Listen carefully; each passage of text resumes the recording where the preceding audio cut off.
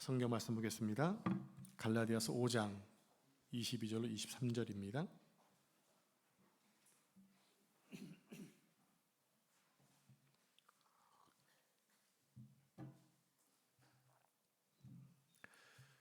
갈라디아서 5장 22절로 23절 말씀을 한 절씩 말씀을 교독합니다.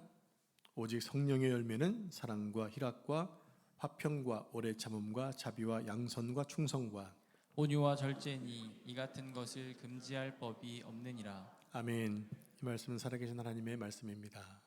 아멘. 오늘은 갈라디아서 강의 27번째 시간입니다. 자비와 양선의 열매라는 제목으로 말씀을 묵상하겠습니다. 우리가 지금 성령의 열매를 살펴보고 있는데요, 성령의 9가지 열매 모두가 다 관계 중심적인 열매라는 것입니다. 따로 독립되어 있는 것이 아니라 다 연결되어 있다는 것을 우리가 말씀하고 있습니다. 먼저 살펴봤던 4가지 열매 기억나시죠? 잠깐 생각해 보겠습니다. 먼저 사랑의 열매, 그 다음에 희락의 열매, 세 번째는 화평의 열매, 우리 지난주에 공부했던 오래 참음의 열매였습니다. 사랑의 열매는 어떤 열매라고 했습니까? 에로스가 지배하는 이 세상에서 아가페 사랑으로 살아내야 한다고 했는데, 그러기 위해서는 2가지가 필요하다고 했죠. 한 가지는 오래 참아야 되고, 또 하나는 온유해야 된다. 사랑은 오래 참고, 사랑은 온유하며, 사랑은 투기하지 아니하며, 많은 항목들이 있지만 그 중에서 오래 참음과 온유만을 생각했습니다. 그래서 아가페 하나님의 사랑이 우리의 삶 속에서 현실적으로 그리고 실제적으로 구현되어질 때 우리 안에 하나님의 나라가 확장된다고 말씀을 드렸습니다. 두 번째 희락의 열매는 어떤 열매였나요? 우리에게 능력을 주시는 주님 안에서 얻게 되는 기쁨이라고 말씀을 드렸습니다. 그래서 우리 모두가 해피메이커로 살아야 한다 말씀드렸죠. 여러분에게 하나님이 주시는 기쁨이 있습니까? 구원의 기쁨, 또 은혜의 기쁨, 천국 소망의 기쁨이 있으시죠? 아멘. 자, 화평의 열매는 어떤 열매였나요? 그리스도께서 십자가를 지심으로 인해 하나님과 인간과의 관계, 그리고 이웃과의 관계에 막힌 담을 허시고 평화를 주셨다라고 말씀을 드렸습니다. 그래서 먼저 하나님과 화평해야 되고, 다음으로 자신과 화평하고, 또 이웃과 화평해야 된다. 그래서 이웃과의 관계에서 먼저 자신과 화평하고, 또 가족과 특별히 자녀들과 화평하고, 그리고 교회 공동체와 화평해야 된다고 말씀을 드렸죠. 그리고 마지막으로 자연 환경과도 화평을 유지해야 된다. 그래서 이 세상에 평화를 전하는 무슨 메이커? 피스메이커로 살아가자고 말씀을 드렸습니다. 그리고 지난주에 살펴보았던 오래 참음의 열매는 어떤 열매였습니까? 조급하고 바쁜 세대를 사는 이 세대에 주님 오시는 그날까지 오래 참고 견뎌야 하는데, 참고 견디는 것이 쉽지 않기 때문에 우리의 마음을 주님과 주의 말씀에 고정시키고 살아야 된다고 말씀을 드렸습니다. 이렇게 볼 때 4가지 열매가 모두가 다 관계 지향적이라는 거죠. 자, 오늘은 자비와 양선이라는 2가지 열매를 동시에 살펴보고자 합니다. 자비와 양선, 이 2가지 열매를 한 시간에 살펴보는 이유가 있습니다. 2개의 열매가 서로 상호 보완적이고 상호 관계가 되기 때문에 그렇습니다. 마치 자비와 양선은 바늘과 실과 같은 존재, 필연적으로 연결되어지는 열매라는 것입니다. 먼저 자비 열매 보겠습니다. 화면을 좀 보시면 국어사전의 자비는 크게 사랑하고 가엾게 여긴다라는 국어사전의 뜻입니다. 자, 자비는 헬라어로 보게 되면 크레스토테스라고 나눠요. 크레스토테스 한번 따라서 해볼까요? 크레스토테스. 네, 뜻은 유용함, 또 정직, 존경할 만한, 가치 있음, 친절, 또 우호적인, 온화함, 이런 뜻이 있습니다. 그런데 이 단어가 고전 헬라어 저술에서는 2가지 용도로 쓰여지고 있어요. 한 가지는 물건과 함께 쓰여질 때는 탁월하다는 뜻이 있고요, 또 사람과 함께 연관될 때는 선하고 순전하다, 또 친절이라는 의미를 가지고 있습니다. 그리고 구약 성경 히브리어 성경을 헬라어로 바꿔 쓴 것이, 그것이 번역한 것이 70인경이라고 얘기합니다. 예수님 당시에는 70인경이 유행하고 있었어요. 그 그 72경계에서는 뭐라고 자비를 표현하고 있냐면 선함이라고 번역을 했습니다. 선함. 그래서 이 모든 것들을 종합해 보니까 자비의 열매는요, 친절한 성품이다, 혹은 다른 사람에게 기꺼이 봉사하고자 하는 선한 마음이다라고 정의할 수 있다는 겁니다. 여러분, 크리스토테스가 마치 그리스도라는 단어와 좀 비슷하죠? 그래서 초대교회 당시에는 이 발음 때문에 많이 헛갈려 했다고 합니다. 그래서 당시 헬라 문화권에 살던 사람들은 그리스도인이라고 한다면 당연히 자비로운 사람이라고 여겼던 거예요. 왜? 발음이 비슷하니까 그렇게 여겼다는 얘기입니다. 그래서 그리스도인 중에 자비가 없는 사람들에 대해서 이런 의문점을 가졌대요. 당신은 그리스도인인데 왜 자비가 없습니까? 당신은 그리스도인인데 왜 친절하지도 않고 온유하지도 않습니까? 이런 의문점을 제시했다고 하는 거예요. 여러분께 한번 묻겠습니다. 여러분은 자비가 있으십니까? 자비하니까 석가모니처럼 그런 자비 얘기하는 게 아니고 온하고 친절한가 하는 거예요. 제가 말씀을 드렸잖아요. 여러분들은 친절하시고 온유하십니까? 그러면 내 안에 지금 뭐가 있는 거예요? 자비가 있는 거예요. 자, 어쩌면 자비는요, 그리스도인의 가장 강력한 정체성을 말해줍니다. 그리스도인은 하면 어떤 사람이 돼야 되는가? 당연히 친절한 사람이어야 돼. 당연히 온유한 사람이 되어야 돼. 이런 별명이 붙어야 한다는 얘기예요. 여러분 보면, 얼굴을 보면 참 온화하셔, 참 자비로우셔, 이런 모습이 있어야 되는데 싸나워, 예민해. 이것은 자비와 상관없다는 얘기입니다. 앞으로 우리 보배로운 성도들은 역시 보배로워, 역시 친절하고 온화하셔, 이런 말들이 좀 유행되었으면 좋겠습니다. 아멘이십니까? 자, 자비는요, 복음서와 서신서에 잘 나타나 있는데요, 병들고 어려웠던 사람들이 예수님께 자비를 간청할 때마다 예수님께서는 곧바로 그들의 필요를 채워주셨어요. 외면하신 적이 한 번도 없으셨어요. 하나님은 인간의 고통에 마음이 움직이시는 분이셨어요. 하나님과 원수가 되게 했던 그 죄를 불구하고 우리를 구원하시기 위해서 십자가를 능히 지셨던 하나님의 자비가 우리 가운데 있다라는 얘기입니다.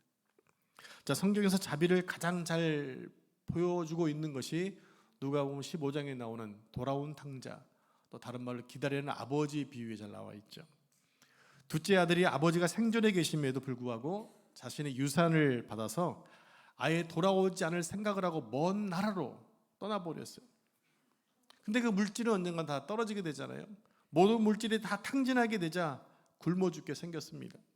그래서 돼지가 먹는 열매로 배를 채워야 했는데 그것마저도 쉽지 않았다고 얘기합니다. 그때 그 아들이 아버지가 기억이 났어요. 아버지 집에는 많은 먹을 것이 풍부하고 많은 종들이 있는데 내가 그 아버지 집에 가서 종이라도 되어지면 먹고 살 수 있지 않겠느냐, 그런 마음을 가지고 거짓골이 되어서 아버지 집을 향해 터벅터벅 걸어왔어요. 상거가 먼데 멀리 있었지만 아버지는 그것이 아들인 줄 직감하시고 달려가서 아들을 안고 입을 맞추시죠. 그리고 빨리 그 아들을 집으로 데리고 들어가서 목욕을 시키고 옷을 갈아입히고 신발을 신기고 가락지를 끼워서 너는 여전히 내 아들이야 해주셨던 그 자비가 바로 누가복음 15장에 나와 있는 거죠. 그러면서 죽었다가 돌아온 그 아들을 살아왔다 표현하면서 그게 잔치를 열어서 이웃들에게 알리고 있는 아버지의 마음이 자비로운 아버지의 모습이었다는 얘기입니다. 받아들일 수 없는 아들을 아들로 받아들인 것, 이게 자비라는 것입니다. 죄로 인해 죽을 수 없는 인간들을 구원해내신 것, 이것이 바로 하나님 아버지의 자비로우심이라는 겁니다. 저는 아시안컵 대회에서 가장 좋은 멤버였다. 그래서 우승을 꿈꿨지만 4강에서 요르단에게 졸전하고 패하고 말았잖아요. 그 4강에 탈락한 이후에 손흥민과 또 이강인이 계속해서 구설수에 올랐죠. 이강인을 비롯한 젊은 선수들이 주장인 손흥민 선수의 말을 듣지 않고 탁구를 치다가 충돌이 있었습니다. 그리고 그 다음 요르단과 경기에서 완패를 하고 말았습니다. 우리보다 훨씬 순위가 낮은 나라에게 진 것도 화가 나는데 그렇게 진 이유가 하극상 때문이었다는 것이 국민들의 공분을 샀어요. 더 화나게 만들었죠. 그래서 이강인을 포함한 탁구 3인방은 앞으로 국대로 봐서는 안 된다고 할 정도로 많은 여론이 들끓어올랐던 적이 있었습니다. 이강인을 CF로 하던 여러 기업에서는 서둘러 이강인의 그 광고를 내리기까지 했습니다. 당시 여론몰이는 완전히 이강인을 죄인으로 몰아가고 있었다는 거죠. 손흥민의 입장에서는 골절된 손가락 볼 때마다 얼마나 화가 났을까요? 그것도 약 나이가 9살 차이가 나면 이거는 보이지 않는 그러한 하늘 같은 선비 아닙니까? 더 주장의 말을 거부했다는 얘기, 그리고 또 손가락이 다쳤다는 것 때문에 보면 너무 화가 나고 그냥 신경질 났을 것 같아요. 그러나 손흥민 선수는 주장으로서 꼭꼭 숨겨주고 품어주고 감싸주었습니다. 그의 언행에서 자비로움을 느낄 수가 있었습니다. 그의 자비로 인해 이강인을 포함한 탁구 상인방 성공적으로 월드컵 예선전에서 승리한 후에 이제는 모두가 다 정리가 잘 되어서 다시는 구설수에 오르고 있지 않지요. 여러분, 우리에게는요 하나님께로부터 받은 자비가 있습니다. 자비가 있습니다.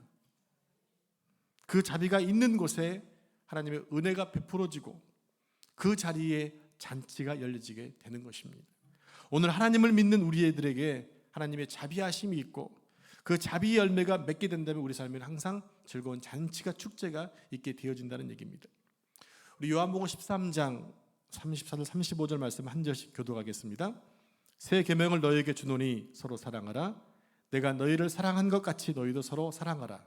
너희가 서로 사랑하면 이로써 모든 사람이 너희가 내 제자인 줄 알리라. 아멘. 예수님께서 3년 반 동안 제자들과 함께 하시면서 사랑과 자비를 가르쳐 주셨습니다. 그래서 우리들은 모든 사람들이 알아볼 수 있도록 사랑을 실천해야 하는 것입니다.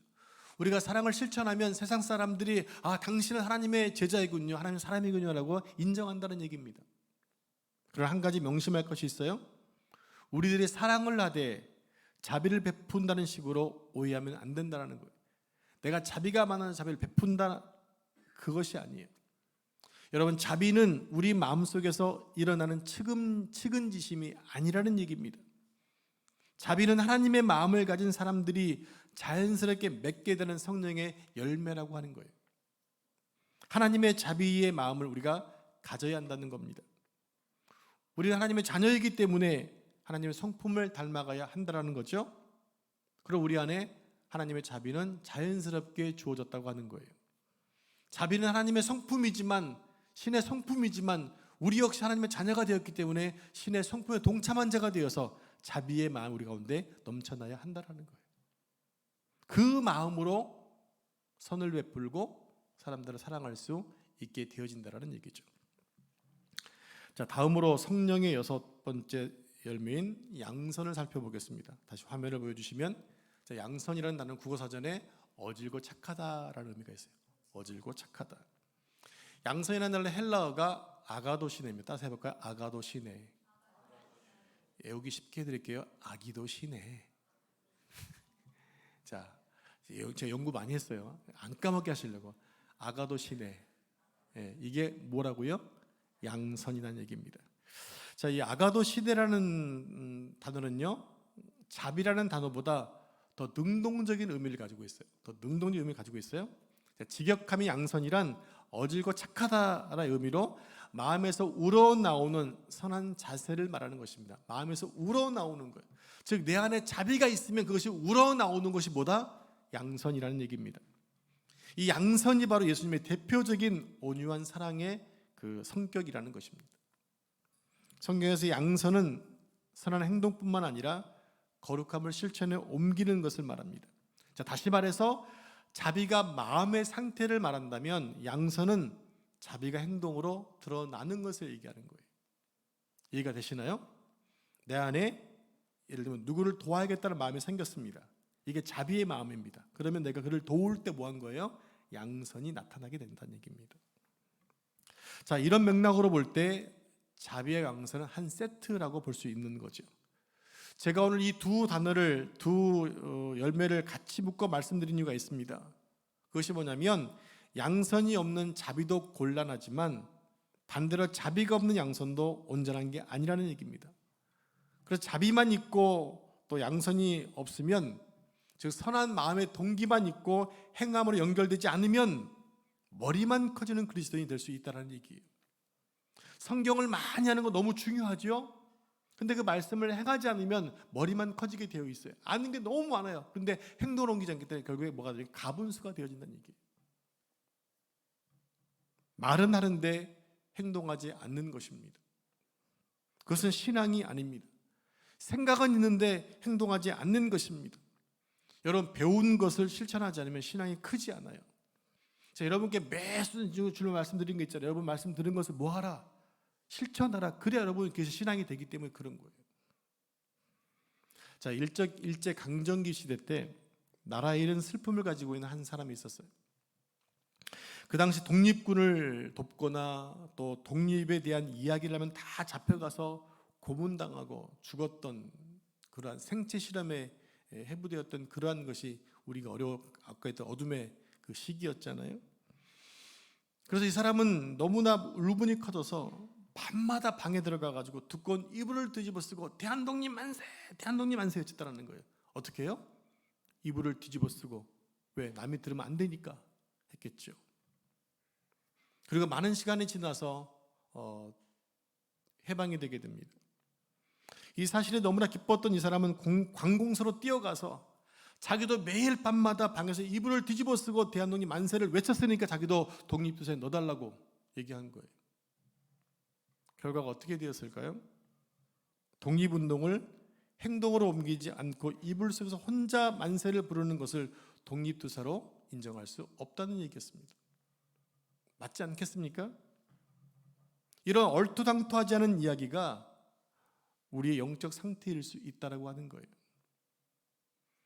우리 속에 사랑이 넘치면 뭐합니까? 사랑을 표현하지 않으면 의미가 없다라는 얘기예요.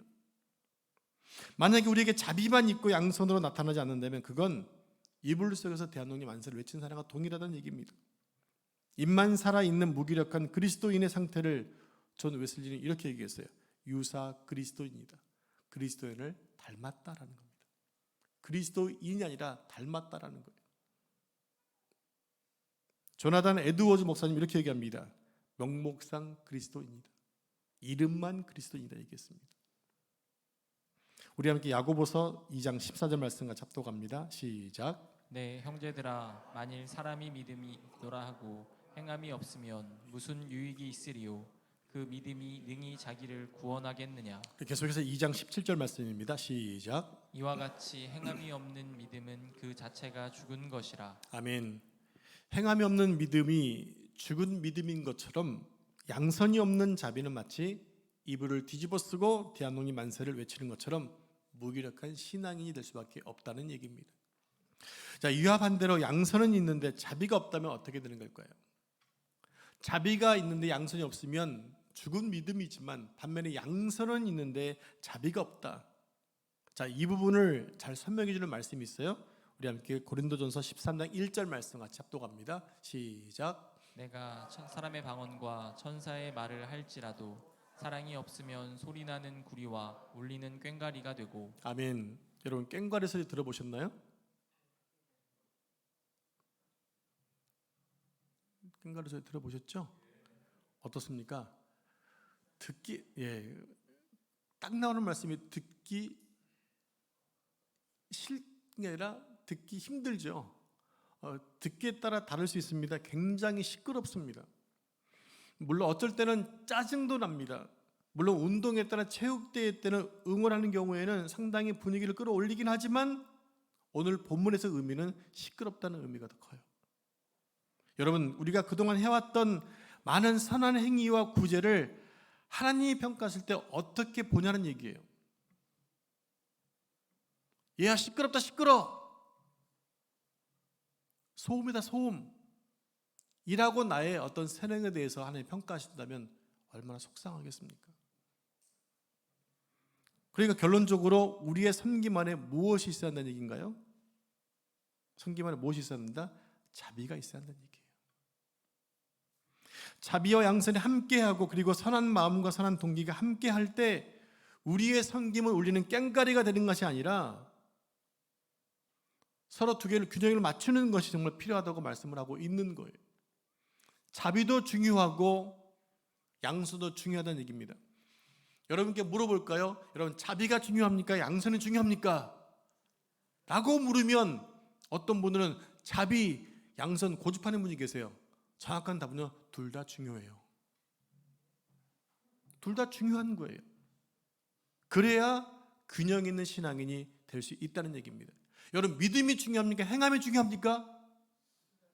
둘 다 중요합니다. 그것을 아셔야 되는 거예요. 자, 그래서 자비와 양선의 두 균형이 정말 중요한데, 그러므로 이 자비와 양선의 조화를 이루기 위해서 두 가지를 반드시 이해하셔야 돼요. 두 가지. 한 가지 뭐냐? 자비와 양선의 정신 밑바닥에는 하나님의 긍휼이 있다는 사실을 인정하는 거예요. 자비와 양선의 밑바닥에 뭐가 있다? 하나님의 긍휼이 있는가? 성경을 보면 자비라는 단어와 긍휼이라는 단어가 같은 단어로 쓰이는 경우들이 참 많이 있어요. 누가복음 1장에 보면 자비와 긍휼이라는 단어가 섞여서 쓰여지고 있는데요, 자같이 1장에 5번이나 이 똑같은 단어가 나와요. 특별히 누가복음 1장 50절 말씀과 합독할까요? 1장 50절 시작. 긍휼하심이 두려워하는 자에게 대대로 이르리로다. 자, 긍휼하심이라고 나오죠? 좀 화면 보여주실래요? 자, 긍휼 보면 헬라어로 엘레오스, 따라해 보겠습니다. 시작. 엘레오스, 네, 불쌍히 여긴다. 또 동정, 자비라고 쓰여졌어요. 아까 자비가 뭐였죠? 그럼 메모하시라니요. 크레스토토스라고 알려 그 단어인데, 그것이 지금 뭐로 쓰여지고 있다는 얘기입니까? 엘레오스로 쓰여지고 있다는 얘기입니다. 자, 이 엘레오스라는 단어가 누가복음 1장에만 5번 쓰여지고 있는데 모두 다 긍휼로 쓰여지고 있어요. 긍휼로. 그리고 엘레오스라는 단어가 누가복음 10장 37절에는 어떻게 쓰여지고 있느냐? 또 자비로도 쓰여지고 있어요. 자비로도. 우리 함께 누가복음 10장 37절 말씀 같이 합독합니다. 시작. 이르되 자비를 베푼 자니이다. 예수께서 이르시되 가서 너도 이와 같이 하라 하시니라. 누가복음 10장 이 말씀이 어떤 이야기인지 아시죠? 선한 사마리아인이 강도 만난 자를 도와줬을 때 이렇게 서기관에게 얘기하는 거죠. 누가 선한 이웃이냐? 그때 그 얘기를 자비를 베푼 자입니다라고 얘기했을 때 이 자비가 바로 긍휼을 나타내는 엘레오스로 쓰여지고 있다는 얘기입니다. 자, 이것을 통해 깨닫는 게 뭐냐면요, 자비는 그 내면에 하나님의 긍휼을 재료로 해서 만들어진 성령의 열매라고 하는 거예요. 즉 성령의 하나님의 긍휼이 없으면 자비가 만들어지지 않는다라고 하는 얘기입니다. 자, 우리 집사람이 김밥을 만들기 위해서 지금 각 곳에 다녀가지고 재료를 모아왔잖아요. 그런 것처럼 그 재료가 모아져야 뭐가 만들어지는 거예요? 김밥이 만들어지는 것처럼 자비 밑에는 뭐가 있다? 하나님의 긍휼이 있다는 얘기입니다. 자, 이런 맥락에서 우리는 우리 내면에 하나님의 긍휼이 있는가를 돌아봐야 됩니다. 나에게 긍휼의 마음이 있는가? 자, 그럼 두 번째로 자비와 양선의 균형을 이루기 위해서는 반드시 오래 참음이라는 성령의 열매가 필요하다는 것입니다. 자, 몇 주 전에 계속 오래 참음이라는 얘기가 나오고 있어요. 오래 참음. 여러분, 갈라디아서 5장 22절에 나오는 성령의 열매 순서 한번 기억해 보실래요? 사랑과 희락과 화평과 오래 참음과 자비와 양선과 충성과 온유와 넘어갔어요. 충성까지입니다. 이게 22절의 말씀입니다. 자, 성령의 열매를 쭉 보시면요, 화평 다음에 오래 참음 나오고 그 다음에 자비 양선이 나오잖아요. 어느 주석에 보면 성령의 열매 순서를 설명하기를 자비의 열매는 앞에 나오는 오래 참음과 그 뒤에 나오는 양선이란 두 열매를 서로 연결하고 있는 가교와 같다, 이렇게 표현하고 있어요. 이것이 뭘 얘기하는 겁니까? 내 안에 하나님의 긍휼하심을 바탕으로 한 자비가 있다면 오래 참음으로 인내해야 되는 것이고, 또 오래 참음으로 인해 내 안에 자비가 형성될 때 이것이 양선으로 나타날 수 있다, 이렇게 얘기하는 것입니다. 이해가 되시나요?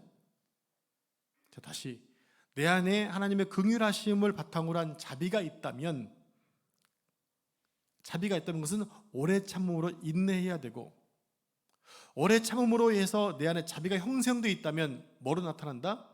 양선으로 나타난다는 얘기입니다. 여러분, 오늘날 우리 성도들과 우리 사회에는 이 자비 안에 담겨진 하나님의 긍휼이 필요합니다. 또한 하나님의 긍휼하심을 받기 위해서는 반드시 우리의 오래 참음도 필요해요. 그래야 자비를 양선으로 실천해낼 수가 있게 되기 때문입니다. 우리 교회 이곳에 개척된 지가 6년째 됐는데요. 개척 초창기에 정말 개성이 강하신 분들이 많이 등록하셨어요. 그분들이 얼마나 개성이 강하셨는지 아시는 분들도 아시겠지만 선교회 모임마다 막 싸우시는 거예요. 서로 자신들의 교회에서 했던 주장을 하다 보니까 언성이 막 높아집니다. 다른 분들이 지켜보는 것 아랑곳하지 않습니다. 제가 하루는 나가서 말렸습니다. 어르신들이 이러시면 안 되잖아요. 그래서 여전히 싸우시더니 이기지 못한 분들이 한두 번 교회를 떠나기 시작을 했어요. 여기저기서 당신들의 교회에서 하던 것을 우리 교회는 왜 안 하느냐 다르다고 하셨습니다. 그러나 제가 모르는 게 아니라 사랑으로 참고 있었던 것뿐이에요.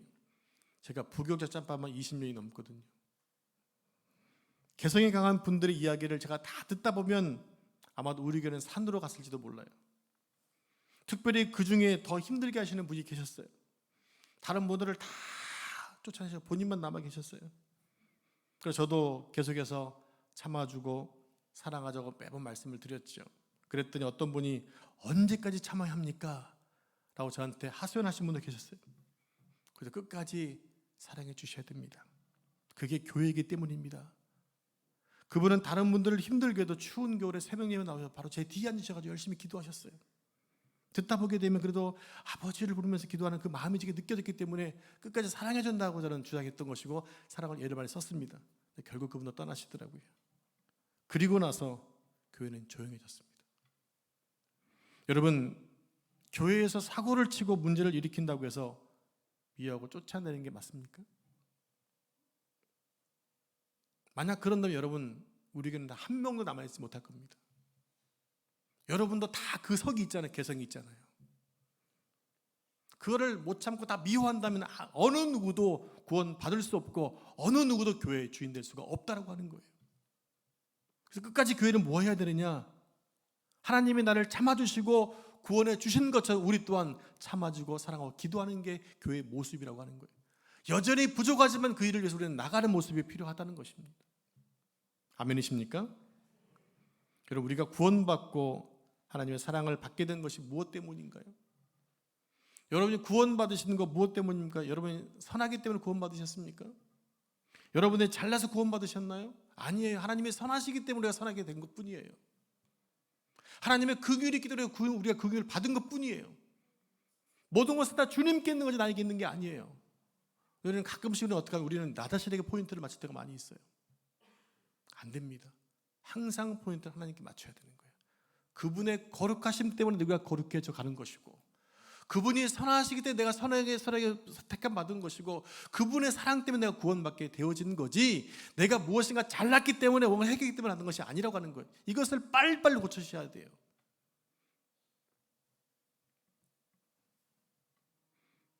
그러기 위해서는 우리가 먼저 주님의 자비하심 같이 우리도 주님의 자비를 가져야 되고 선을 베풀어 가야 하는 것입니다.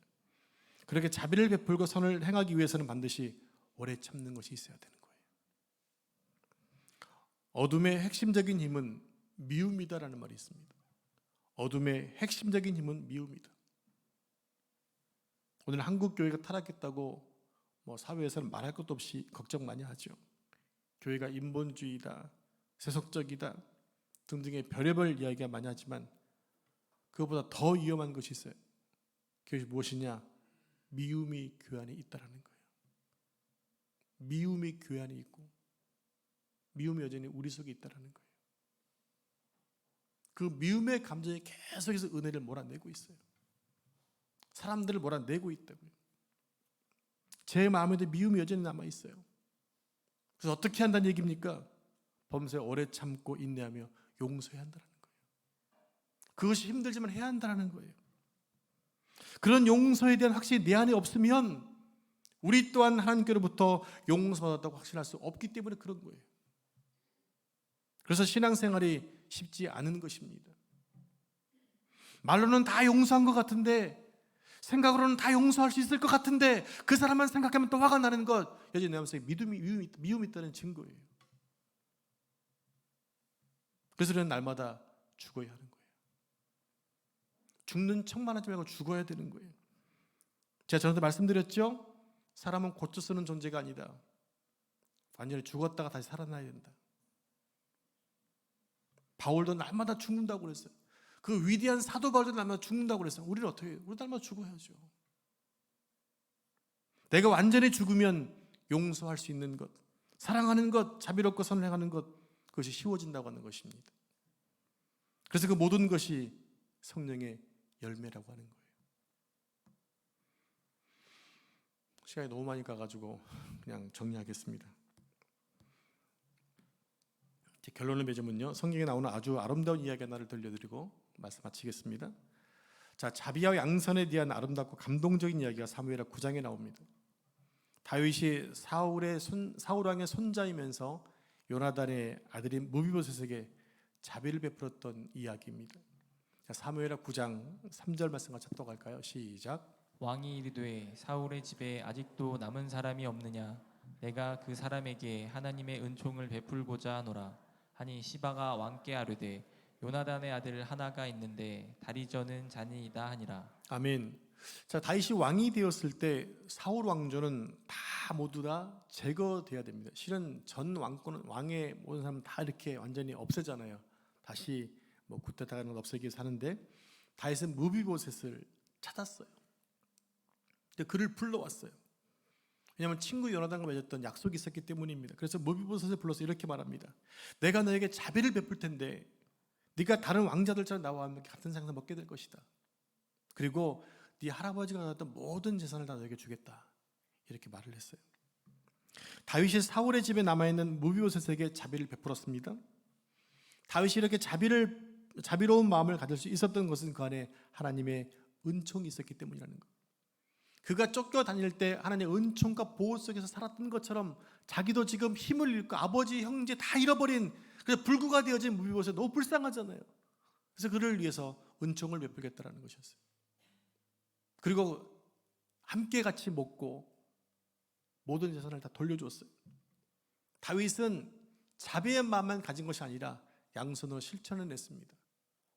그렇게 그는 하나님께서 합한 자라고 칭찬해주고 있다고 하는 거예요.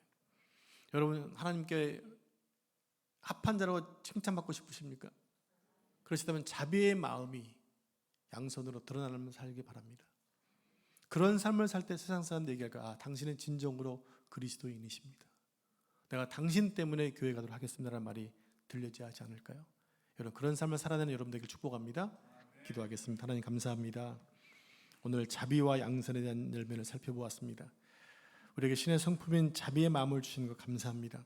하나님, 힘써 선을 행함을 통해 자비를 드러내는 삶을 살도록 도와주셔서 우리가 그리스도인이라는 사실이 만방에 증거될 수 있는 삶을 살도록 축복해 주옵소서. 이 모든 말씀 거룩하신 예수님의 이름으로 기도합니다. 아멘.